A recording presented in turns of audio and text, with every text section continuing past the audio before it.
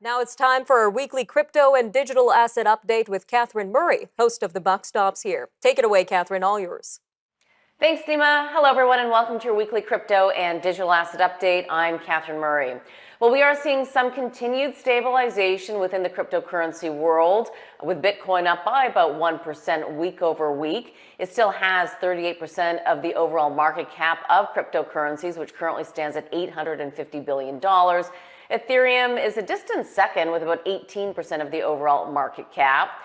You know, stepping back, we continue to look at the fallout in terms of other companies impacted by FTX's collapse and bankruptcy. One area in particular is the layoffs that we're seeing within the cryptocurrency world. Two exchanges this week announced that they are going to be removing about 30% of their overall headcount. This, of course, on the back of the FTX fallout and after one of their rivals, Kraken, announced some major layoffs as well. So this within the exchange space. Part of this, of course, is attributed to the implosion of FTX and its reverberating effects that we're seeing on confidence as well as margin calls and also, of course, trading volume. Trading volume is down, and that impacts the exchanges.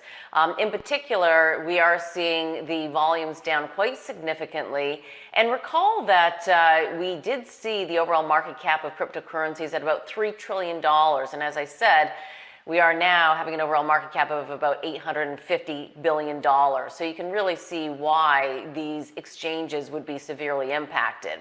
Now, questions, of course, remain in terms of who survives this crypto winter. Maybe it's a crypto ice age, let's see. But BlackRock's Larry Fink, the head of the company, has been a skeptic of crypto and said that most crypto companies won't survive the havoc FTX's fall has unleashed on the industry. Going on to say that I actually believe that most of the companies are not going to be around.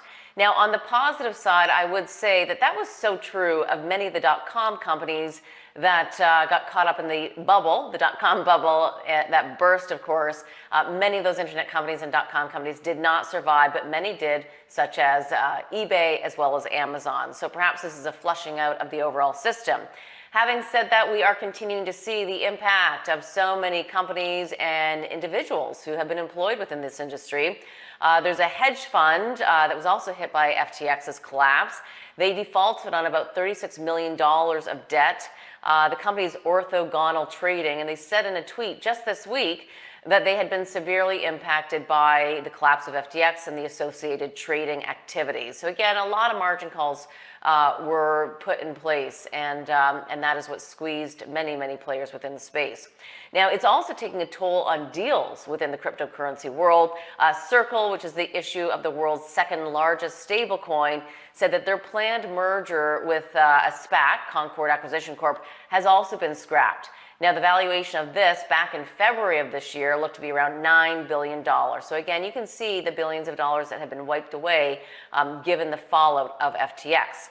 Importantly as well, Canada's largest pension fund, CPI, they've announced, according to Reuters, that they are ending their effort to study investment opportunities in the volatile crypto market.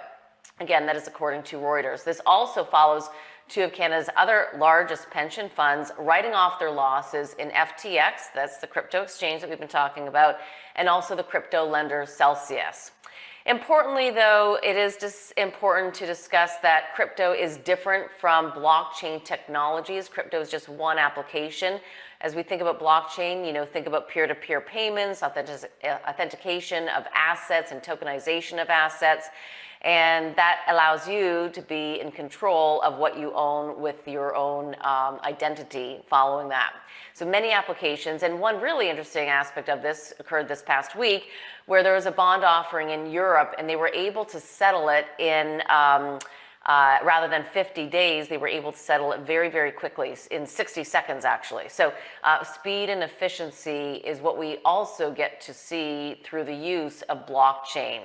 And lastly, Goldman, UBS, as well as Banco Santander, along with two DeFi companies, were able to announce the successful completion of the first proof of concept delivery versus payment repo settlement on a DeFi platform. The reason why this is important is because it brings us perhaps one step closer to intraday settlements. Nima, I'll leave it there. Back to you. All right, thanks for that, Catherine. Again, that was Catherine Murray, host of the Buck Stops Here, which airs on Sundays at 9 a.m. Eastern, only on the News Forum Network.